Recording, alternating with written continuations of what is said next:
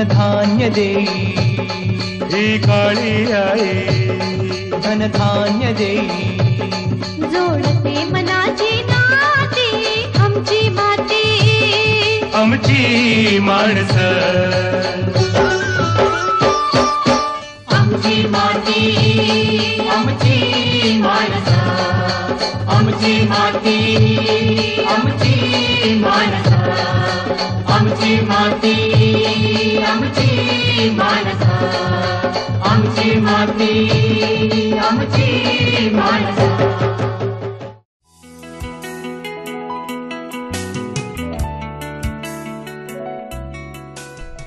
नमस्कार. आमची माती आमची माणसं या कार्यक्रमामध्ये आपलं सगळ्यांचं मनापासून स्वागत. आजचा जो आपला विषय आहे तो म्हणजे गोड्या पाण्यातील मत्स्यबीज उत्पादन आणि व्यवस्थापन. अतिशय महत्त्वाचा असा विषय आहे, कारण आपण बघतोय की ज्या व्यावसायिकाला मागणी तसा पुरवठा हे गमक जमतं, मग त्याचा व्यवसाय वृद्धिंगत व्हायला फारसा वेळ लागत नाही. आणि म्हणूनच मित्रांनो, जे या मत्स्य व्यवसायात उतरलेले आहेत किंबहुना ज्यांना हा मत्स्य व्यवसाय करायची पुढे भविष्यात एक वेगळी वाटचाल करायची आहे, त्यांच्यासाठी आजचा हा विषय खरंच खूप महत्त्वाचा आहे. कारण आपण बघतोय की दिवसेंदिवस जगभरामध्ये या व्यवसायाला अधिकाधिक मागणी येते, कारण पुरवठा हा तितकाच तेवढ्या प्रमाणात झाला पाहिजे.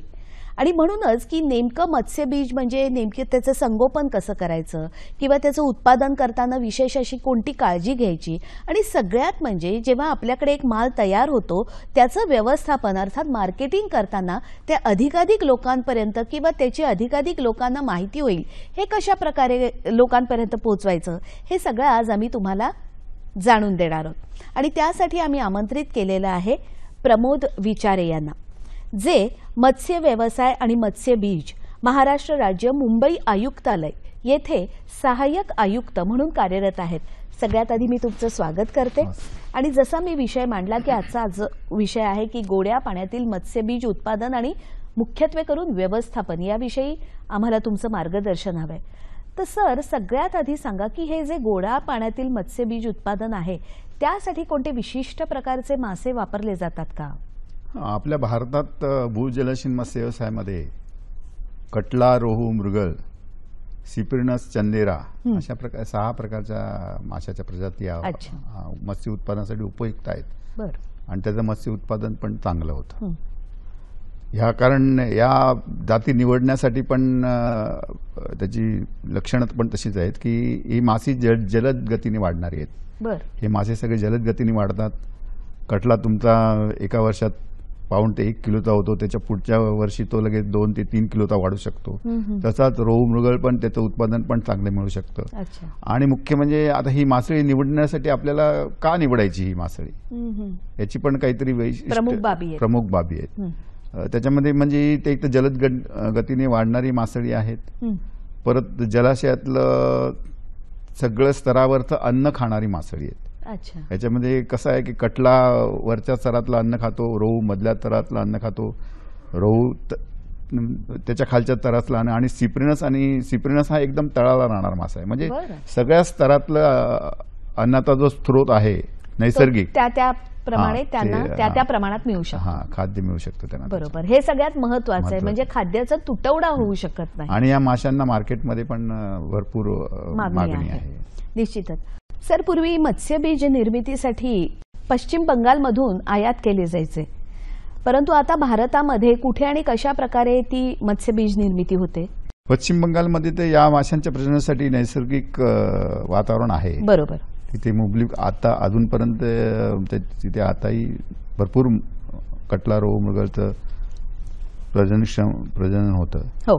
आणि अजूनही मत्स्यबीज आपल्याकडे आयात पण होतं त्यात, परंतु जी मात्रा आहे ती आता कमी झालेली आहे. कारण आपल्याकडे शासनामार्फत 1960 पासूनच आपण मत्स्यबीज निर्मिती केंद्र स्थापन केलीत राज्यात. जवळजवळ 30 हॅचरीज आपल्या आहेत शासनाच्या, आणि 16 मत्स्यबीज संवर्धन केंद्र आहेत. आणि याच्यामध्ये आपली मत्स्यबीज निर्मिती होते, पण ती होणारी मत्स्यबीज निर्मिती राज्यासाठी पुरेशी नाही. त्याच्यामुळे थोडंफार प्रमाणात अजूनही पश्चिम बंगालमधून मत्स्यबीज आयात होतात आपल्याकडे. अच्छा, मग जसं तुम्ही म्हणताय की आता आपल्या इकडे सुद्धा मत्स्यबीज होते आणि इतकी ठिकाणं सांगितलीत तुम्ही, परंतु हे करत असताना ज्या 4 प्रमुख गोष्टी आहेत मत्स्यबीज निर्मितीसाठी, प्रमुख घटक आहेत की प्रजनन आहे, त्याच्यानंतर त्याचं संगोपन आहे, मग संवर्धन आहे आणि सगळ्यात महत्त्वाचं म्हणजे ते व्यवस्थापन. तर याविषयी काय सांगाल? प्रजननाची जबाबदारी किंवा त्याची काळजी त्यावेळेला किंवा प्रजनन होण्यासाठी कशा प्रकारे नियोजन करावं लागतं? तुम्हाला मत्स्यबीज निर्मिती करायची असेल तर त्यासाठी आई वडील सुदृढ पाहिजेत. बरोबर. त्याच्यासाठी प्रजननक्षम मासे सुदृढ ठेवणे, त्यांच्यासाठी जे आपण तलाव असतो त्याची व्यवस्थित मशागत करणे, त्यांना पूरक खाद्य देणे, ह्या बाबी फार महत्त्वाच्या आहेत व्यवस्थापन दृष्टीने. त्यासाठी आपल्याला संचयन तलावाची मशागत नित्य नियमाने करावं लागते. ज्यांना ज्यांना मत्स्यबीज निर्मिती करायची आहे त्यासाठी प्रजननक्षम म्हणजे नर आणि मादी हे दोन्ही उत्कृष्टरित्या तयार पाहिजेत. त्यासाठी आपल्याला जो तलाव असतो, आता साधारण आपण 1500 किलो पर हेक्टर प्रमाणे आपण प्रजननक्षम मासे साठवणूक करू शकतो. त्यासाठी मग 1 हेक्टर जलक्षेत्राचे संचयन आपल्याला तलाव आपल्याकडे पाहिजे. मग त्याची खोली 1.5 मीटर ते 2 मीटर पर्यंत असते. अच्छा. आणि अशा तलावाची आपण नित्य नियमाने काळजी घ्यायला पाहिजे. त्याच्यामध्ये प्लवंग निर्मिती, आणि हे पहिल्यांदा सांगितलं की हे मासे प्लवंग खाणारे आहेत. बरोबर. तर प्लवंग निर्मिती तिथे व्यवस्थित होईल याची काळजी घ्यायला पाहिजे. मग त्यासाठी हे जे तलाव आहेत ते वाळवून नांगरणी करायची, त्याची चुन्याची मात्रा द्यायला लागते. तर तलावात 200 किलो प्रति हेक्टर प्रमाणे चुन्याची मात्रा द्यायला पाहिजे, म्हणजे आपण मासे सोडायच्या आधी. त्याच्यानंतर त्यामध्ये 2000 किलो प्रति हेक्टर ताजे शेण, 50 किलो प्रति हेक्टर युरिया आणि 30 किलो प्रति हेक्टर सुपर फॉस्फेट यांची मात्रा देतो आपण. म्हणजे मग त्याच्यामध्ये त्याच्यानंतर मग आठवड्यानंतर हे मासे आपण त्यात सोडतो. म्हणजे त्याच्यासाठी जी प्लवंग निर्मिती आहे, म्हणजे त्यांचं प्रमुख खाद्य ते निर्माण होण्यासाठी होतं हे इतके मात्रात. आणि मग त्याच्यानंतर मग या माशांना नियमितपणे पूरक खाद्य, शेंगदाणा पेंड, भात कोंडा.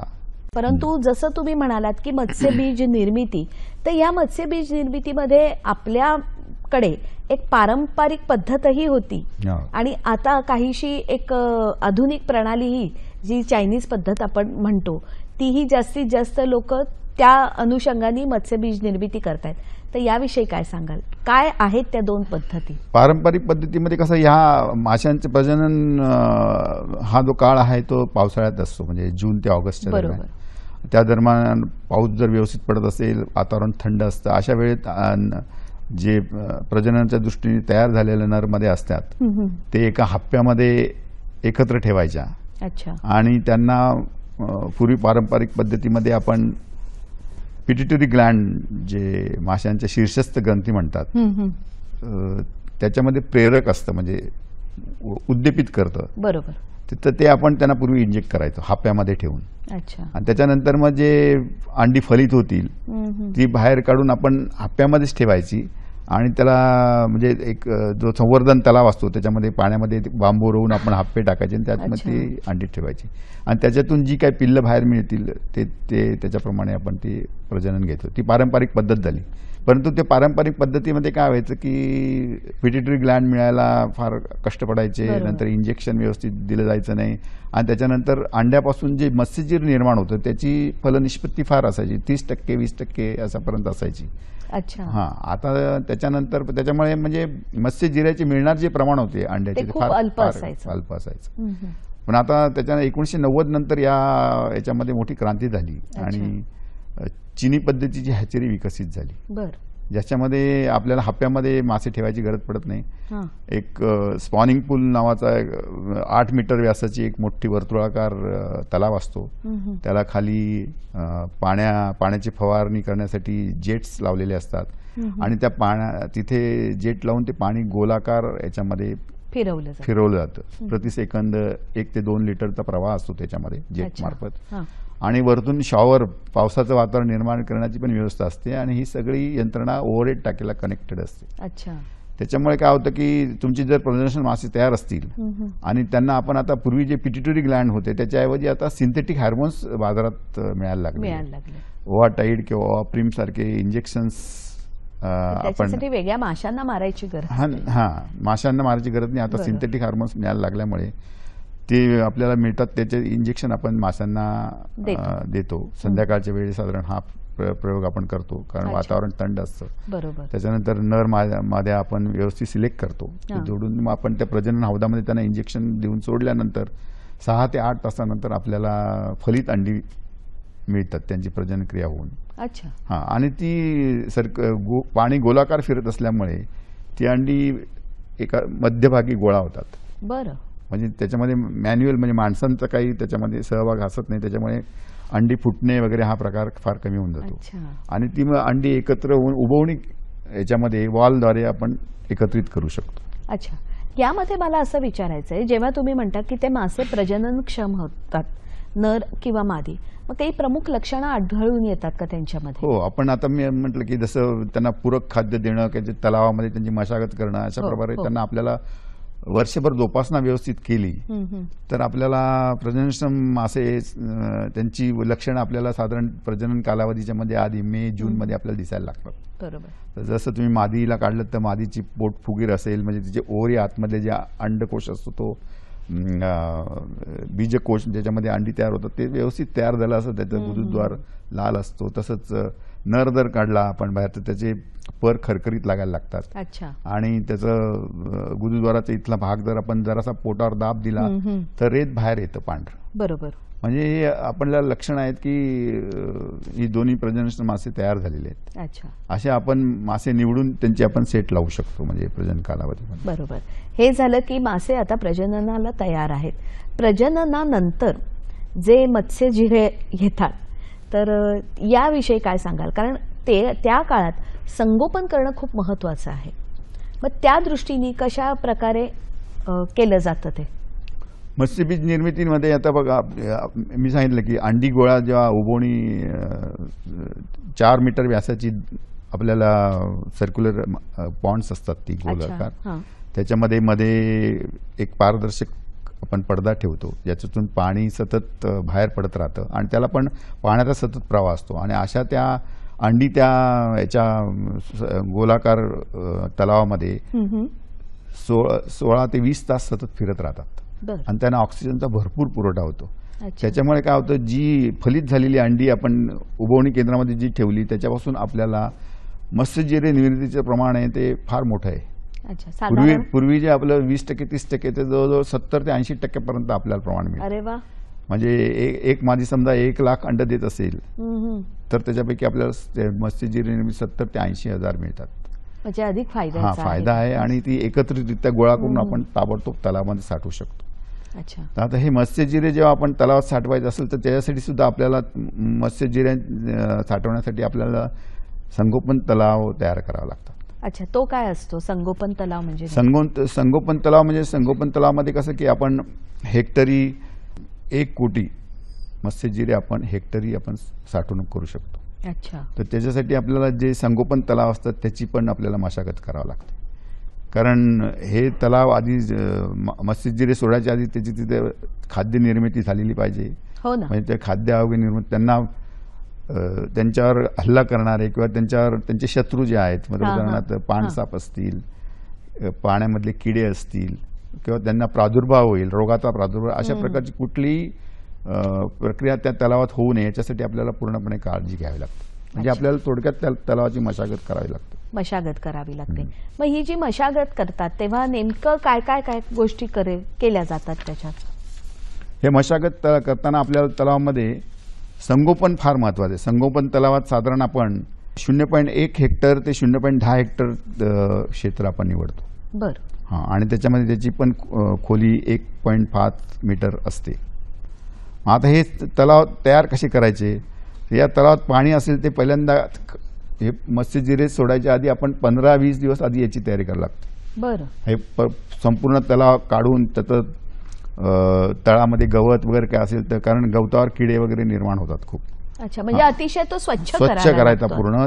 त्याला चुन्याची मात्रा द्यावी लागते प्रति हेक्टर, म्हणजे ते पाण्याचा पीएच किंवा याचा व्यवस्थित होतो.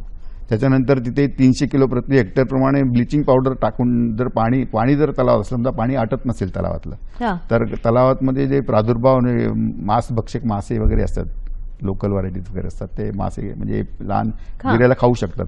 त्यानंतर निर्मूलन होण्यासाठी आपल्याला ब्लिचिंग पावडर टाकावं लागते 300 हेक्टर प्रति हेक्टर. त्याच्याप्रमाणे आपण ते पूर्ण तलाव प्रादुर्भाव मुक्त करायला पाहिजे आणि मग त्याच्यानंतर मग त्याच्यात मत्स्यजिरे सोडायला लागते. आता मग हे संगोपन तलावाची पूर्वतयारी कशी करायची, तर त्याच्यामध्ये 250 किलो प्रति हेक्टर चुन्याची मात्रा द्यायची. हा. त्याच्यानंतर त्याच्यामधले गावठी मासे, किडे, कीटक यांचे निर्मूलन करून टाकायचे.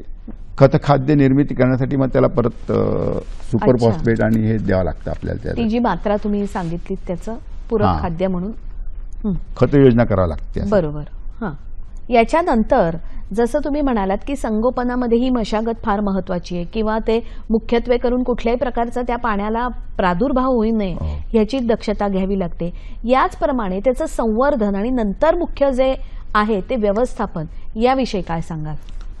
आता मत्स्यजिरे संचयन करण्यामुळे आपल्याला एक दिवस पहिल्यांदा 25 किलो प्रति हेक्टर जिओलाईट वगैरे म्हणजे हे जे प्रतिजैविक आहे ते आपल्याला टाकावं लागतात. हां. त्याच्यानंतर नंतर मत्स्य संवर्धनासाठी आपल्याला आठवडाभर अगोदर 1000 किलो प्रति हेक्टर ताजे शेण, 50 किलो प्रति हेक्टर युरिया, 50 किलो प्रति हेक्टर सुपर फॉस्फेट अशी खत योजना करावी लागते. बर.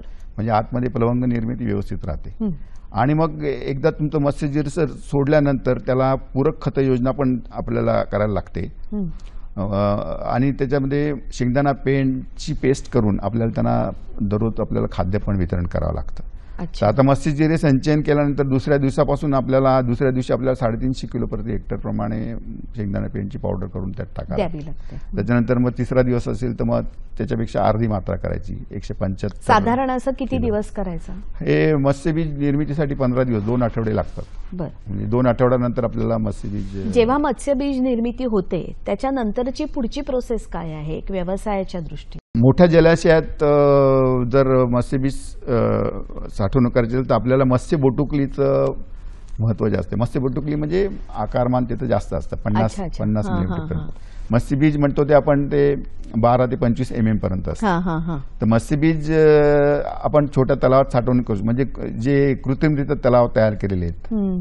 FFDA मध्ये आपले जे बांध घालून तलाव तयार करतात त्याच्यामध्ये आपण त्याच्यावर कंट्रोल ठेवू शकतो. हं, हं. अशा ठिकाणी आपण मत्स्यबीज साठवणूक करणं इष्ट राहतं. परंतु मोठ्या जलाशयात जिथे मत्स्य उत्पादनास खूप वाव आहे अच्छा. आणि जिथे अन्य मासे पण खूप आहेत, हं, हं, म्हणजे हं. शत्रू आहेत, हं. अशा ठिकाणी बोटुकली साठवणूक करणं फार हितकारक असतं. अच्छा. हां, मग त्याच्यासाठी आपल्याला झालेलं मत्स्यबीज एक ते विक्री करायचं किंवा ते मत्स्यबीजाची आणखी वाढ करण्यासाठी हं, हं. त्याची मत्स्य बोटुकलीत रूपांतर करण्यासाठी परत आपण संवर्धन तलावात ते साठवणूक करावं लागतं. अच्छा, म्हणजे ज्या पद्धतीचं ज्या प्रकारचं तुमचा जलाशयाचा साठा तुमच्याकडे उपलब्ध आहे, हां. जेवढ्या प्रमाणाचा तुमचा व्यवसाय त्यानुसार त्या मत्स्यबीज निर्मितीची तुमची क्षमता तुम्हाला हो. करता आली पाहिजे. याच्यानंतर जो सगळ्यात महत्वाचा मुद्दा येतो सर, तो म्हणजे व्यवस्थापन. माझ्याकडे माल तयार आहे, मला मार्केटिंग करायचंय, तर या अनुषंगाने कोणकोणत्या अशा गोष्टी आहेत? हे व्यवस्थापन आपल्याला मत्स्यबीज निर्मितीच्या आधीपासूनच करायला पाहिजे. बरं. कारण आपल्याकडे प्रजननक्षम मासा किती आहे हं. आणि आपण आता किती मत्स्यजिरे निर्माण करू शकतो. अच्छा. आणि नंतर आपल्याला कारण हे मासा आहे जितका दिवस तुम्ही तलावात ठेवाल त्याची मात्रा कमी कमी होत जाते. बरं. म्हणजे जसं आता मत्स्यजिरे आपण तलावात साठवणूक केलं हां हां. तर मत्स्यजिऱ्यापासून मत्स्यबीज मिळण्याची प्रमाण हे 40% 40 ते 30%. म्हणजे तुम्ही 1 लाख मत्स्यजिरे साठवलं, 15-20 दिवसातून तुम्ही जेव्हा काढायला जाल तेव्हा तुम्हाला फक्त 30,000 ते 40,000च अच्छा. मिळेल. तर तुम्ही जितकं जास्त ठेवाल तेवढं त्याचं प्रमाण कमी होत जाणार. म्हणजे ते लवकरात लवकर हा, त्याचा- लवकरात लवकर त्याचं Dispose of डिस्पोजअप व्हायला पाहिजे. बरोबर. बाहेर लोकांना म्हणजे ज्यांना गरज आहे त्यांचे कॉन्टॅक्ट नंबर घेऊन किंवा आपण सर्वे करायला पाहिजे की बाबा कोणाला मत्स्यबीजची आवश्यकता आहे. की जाहिरात हा फार महत्त्वाचा भाग आहे. महत्त्वाचा भाग आहे याच्यामध्ये. आणि आता जाहिरातीतच हे असल्यामुळे युग असल्यामुळे याच्याबाबत कमी जर पडलं तर आपलं स्वतःचं नुकसान होऊ शकतं. आणि मला वाटतं की माझे हे जे शेतकरी मित्र किंवा अशा या प्रकारचा व्यवसाय करणारे जे बांधव आहेत त्यांना आजकाल स्मार्टफोनचा उपयोग कसा आणि कुठे करायचा हे मला वाटतं त्यांना चांगल्या प्रकारे त्याची जाण आहे. आणि म्हणूनच जेव्हा एखाद्या व्यवसायात आपण उतरतो तेव्हा त्या संपूर्ण शस्त्रास्त्रानिशी त्याच्यावर आपण म्हणतो ना एक अष्टांग त्याची डोळसपणे बघितलं तर निश्चितच आपण जास्त भरधाव वेगाने पुढे जाऊ शकतो. जेव्हा तुम्ही व्यवस्थापनाचं सांगताय की सगळ्यात पहिल्यापासूनच एकीकडे हा विचार त्या व्यावसायिकाला करावा लागतो, मग जसं तुम्ही म्हणताय की कॉन्टॅक्ट तुम्ही वाढवले पाहिजेत किंवा मग या अनुषंगाने असे काही शासकीय जे तुम्ही म्हणालात की आपल्या इकडे 13 उपकेंद्र आहेत केंद्र आहेत मुख्यत्वे करून, तर अशा प्रकारे या नियोजनाची अजून काही व्यवस्थित आखणीबद्ध त्याला माहिती मिळू शकते का? आपली प्रत्येक जिल्हा स्तरावर आपली शासकीय म्हणजे कार्यालय आहेत. यामार्फत हा उपक्रम जिथे जिथे मत्स्यबीज उत्पादन होतं त्या ठिकाणी सर्व जिल्ह्यातल्या सहकारी संस्था किंवा खाजगी मत्स्य संवर्धक यांच्याशी कॉन्टॅक्ट करून त्यांच्याकडनं मत्स्यबीज किती आवश्यक आहे याची नोंदणी करली जाते. अच्छा. हां, त्याच्यानंतरच आणि मत्स्यबीज निर्मिती झाल्यानंतर त्याचा पुरवठा पण त्यांना होतो. परंतु आपल्याकडे अशी कंडिशन झाली आता की आपल्याकडे थोडा मत्स्यबीज अपेक्षेप्रमाणे आपल्याकडे मत्स्यबीज निर्मिती होत नाहीये. अच्छा, मग याला काय कारण असतील? एक आयुक्त म्हणून तुम्हाला काय वाटतं या कारण की बरीचशी केंद्र आपली फार पूर्वीपासून निर्माण झालेली आहे. त्यांच्या ज्या मूलभूत सुविधा आहेत त्याच्यामध्ये काही बदल म्हणजे त्याच्यामध्ये रिपेअरिंगची आवश्यकता आहे. काही ठिकाणी पाणी पुरवठा खंडित झाला आहे. अवर्षण परिस्थितीमुळे पण काही ठिकाणी मत्स्यबीज उत्पादन होत नाही. तर शासनाने एक चांगला निर्णय घेतला की याच्यातली जी केंद्र म्हणजे तोट्यात वगैरे आहेत ती अशी 15 वर्ष दीर्घ मुदतीसाठी खाजगी लोकांना आपण भाडेपट्टीने देण्याचा शासनाने चांगला निर्णय घेतला आहे. अच्छा. आणि आपण निविदा प्रक्रिया करून आतापर्यंत 7-8 केंद्र अशी खाजगी लोकांना दिलेली आहेत. बरोबर. कारण काय आहे मुख्यत्वे करून जे नॅशनल फिशरी डेव्हलपमेंट बोर्ड अर्थातच राष्ट्रीय मत्स्य विकास बोर्ड हे जे आहे हैदराबाद इथे, तर त्या अनुषंगाने या बोर्डाची मुख्य हे मत्स्य व्यवसायात उतरणाऱ्यांसाठी मत्स्य बीज निर्मिती करणाऱ्यांसाठी काय अशा विशेष गोष्टी आहेत का किंवा शासकीय तत्वावर त्यांना काही विशेष अनुदान वगैरे दिलं जातं का?